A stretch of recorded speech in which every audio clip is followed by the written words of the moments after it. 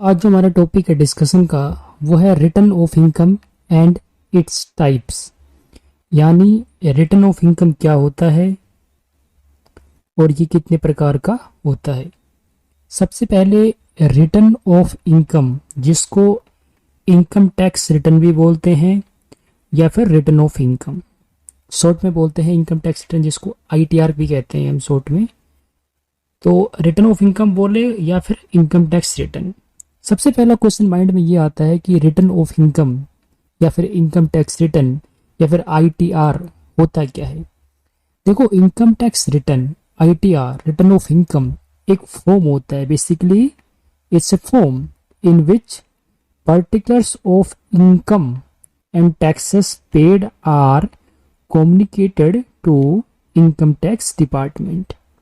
यानी income tax return, जिसको short में हम बोलते हैं आईटीआर या रिटर्न ऑफ इनकम, एक ऐसा फॉर्म होता है, एक ऐसा फॉर्मेट होता है जिसके अंदर इनकम और उस पर जो टैक्सेस पेड होते हैं वो इनकम टैक्स डिपार्टमेंट को बताए जाते हैं कि हमारी इतनी इनकम है, इतना हमने टैक्स पे किया है। वो इनकम टैक्स डिपार्टमेंट को बताया जाता है एक फॉर्म के माध्यम से। एक फॉर्मेट होता है ये पर्टिकुलरली, जो हर एसएससी के लिए अलग अलग होता है। सीबीडीटी डिक्लेयर करता है हर साल। इसमें कुछ छोटे मोटे अमेंडमेंट भी होते हैं।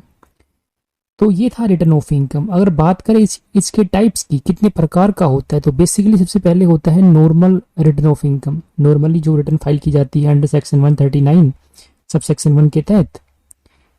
लॉस रिटर्न नाम से मालूम पड़ रहा है, लॉस यानी अगर लॉस होता है तो भी रिटर्न फाइल करनी पड़ेगी अंडर सेक्शन 139 सब सेक्शन 3। यानी मान लो मिस्टर राज हैविंग इनकम, उनकी इनकम है सैलरी से 2,60,000।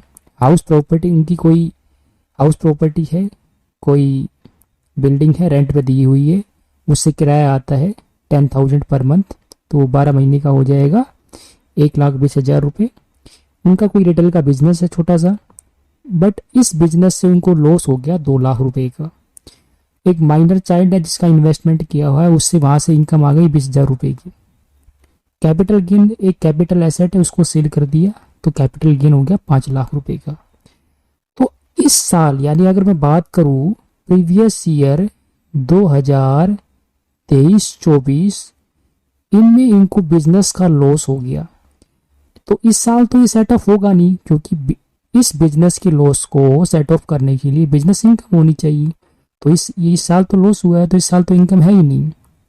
तो इस लॉस को कैरी फॉरवर्ड करने के लिए, बिजनेस लॉस को कैरी फॉरवर्ड करने के लिए इनको लॉस ऑफ रिटर्न फाइल करनी पड़ेगी, तभी ये कैरी फॉरवर्ड कर पाएंगे इसको आगे। जब अगले साल इनको बिजनेस से इनकम होगी तो इससे ये सेट ऑफ हो जाएगा लॉस।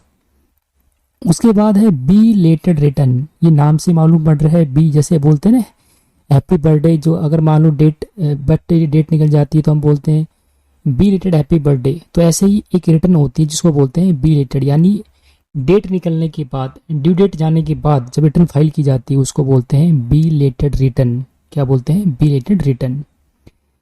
अब इसका टाइम क्या होता है फाइल करने का, तो अगर बात करें बी लेटेड रिटर्न, तो रेलेवेंट असेसमेंट ईयर के खत्म होने से 3 महीने पहले, यानी अगर मैं बात करूं प्रीवियस ईयर 23-24 की, तो प्रीवियस ईयर 23-24 का असेसमेंट ईयर आपको पता है क्या होगा, 2024-25, और ये खत्म कब होगा, मार्च 25 में।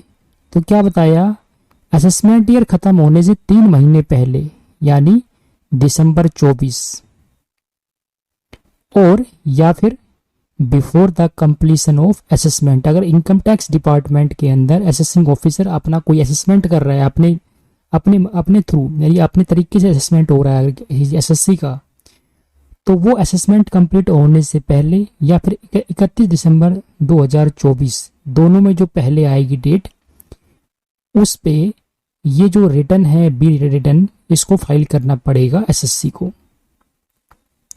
उसके बाद है रिवाइज रिटर्न। नाम से मालूम पड़ रहा है रिवाइज, सेक्शन 139 सब सेक्शन 5 के तहत होती है रिवाइज। नाम से मालूम पड़ रहा है रिवाइज रिटर्न, यानी रिटर्न में अगर छोटी मोटी कोई गलती हो जाती है, कोई गलत क्लेम हो जाता है, कोई ऐसा लॉस दिखा दिया आपने, उसको आप ठीक करना चाहते हो, तो ये रिटर्न को रिवाइज कर सकते हो आप। सेम टाइम है रिटर्न रिवाइज करने का भी। असेसमेंट ईयर जो है उससे 3 महीने पहले या फिर असेसमेंट कंप्लीट होने से पहले, दोनों में जो पहले आएगा उस पर आप रिटर्न को रिवाइज कर सकते हैं। उसके बाद आता है लास्ट में अपडेटेड रिटर्न। नाम से मालूम पड़ रहा है अपडेटेड। रिटर्न को अपडेट किया जा सकता है 24 महीने के अंदर, यानी असेसमेंट ईयर जो है उसके खत्म होने से 24 महीने के अंदर रिटर्न को अपडेट किया जा सकता है। भले ही रिटर्न जो है वो फर्निश की है नहीं की, इससे कोई फर्क नहीं पड़ता। अगर कोई रिटर्न फाइल करना भूल गया है तो वो अपनी रिटर्न को अपडेट कर सकता है, यानी रिटर्न फाइल कर सकता है, जिसको बोलते हैं अपडेटेड रिटर्न। 24 महीने का टाइम होता है उसके पास। यानी अगर मैं बात करूं प्रीवियस ईयर 23-24 की, तो उसकी असेसमेंट ईयर हो जाएगी 24-25, तो ये मार्च 25 को खत्म होगी। तो असेसमेंट ईयर खत्म होने से 24 महीने के अंदर, यानी 25-26, 26-27 का टाइम पीरियड होता है, इसमें अपडेटेड रिटर्न जो है वो फाइल की जा सकती है। Okay, thank you.